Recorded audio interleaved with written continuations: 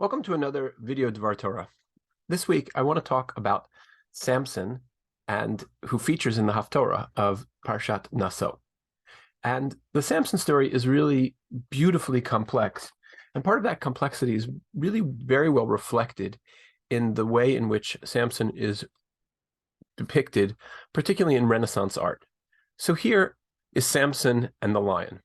And Samson is here shown muscular, burly, strong, sort of the primary image that I think that we have of Samson, and he's just crushing the lion.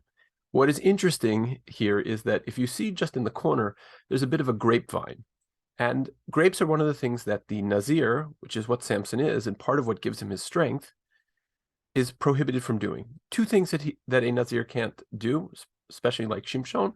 One is drink wine, and the other one is cut his hair. And here in this scene, the strength of Samson is clear, but the weakness of Samson is perhaps a little unclear, that if should he touch the grapes, he would be completely vulnerable to the lion. And at this point, he is not vulnerable at all. So this is an early painting in the Renaissance. Rubens, 1628, Samson and the lion. So much strength projected in this particular painting. When we go to the next one, this is Samson in 1631, Valentin de Boulogne. And here, Samson has the jaw of the lion at this point. And this is Samson as cavalier. He seems unconcerned. He seems unaware of all the dangers around. His strength will preserve him. And this is certainly an issue with Samson, is that his level of concern and worry never really permeates him. He's meant to be a leader of the Jewish people, but you never get this sense that Samson is really the kind of leader who is worrying about his people. But we'll see how some of those issues develop in some of the further paintings we're about to look at. Here is Samson in the lap of Delilah.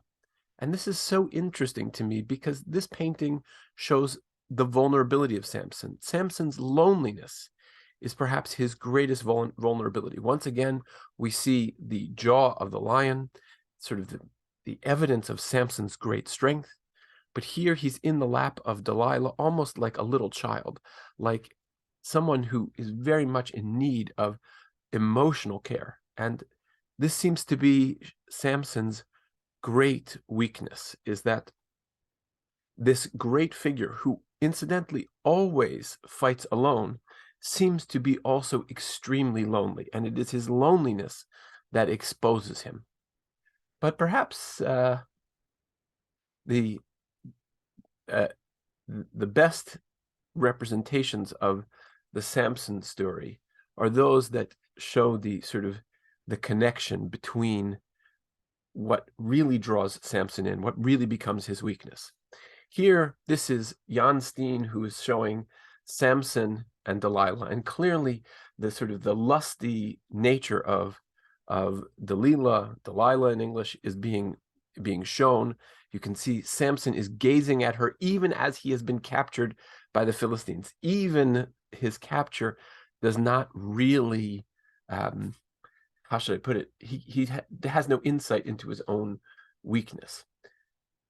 Even further in this same vein of explanation is the Rembrandt. And Rembrandt, with his characteristic brilliant use of light, teaches us something that the rabbis teach us in just a sentence. See, the light is shining in on Samson, who is being blinded by the Philistines, even as Delilah in the corner, with just a glimpse of light, is cutting off his hair.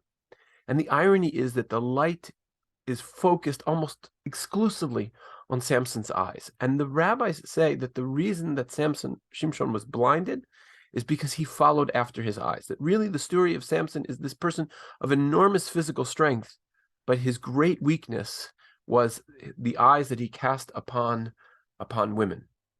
And he was unable to resist Delilah, who was clearly aligned with the Philistines, even to the point where Samson knew that. And Rembrandt is taking that focus.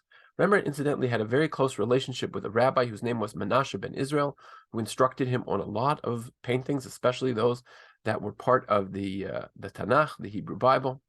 And here we get a very clear sense that Samson's eyes are struck out by the very woman that he is meant to be gazing upon.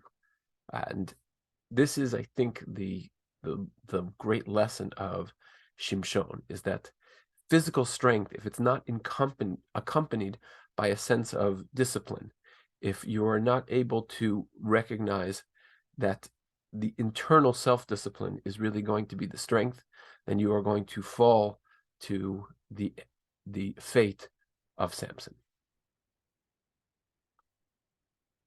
I wish everyone a Shabbat Shalom, and I hope you enjoyed this lesson on the Haftarah and on Shimshon.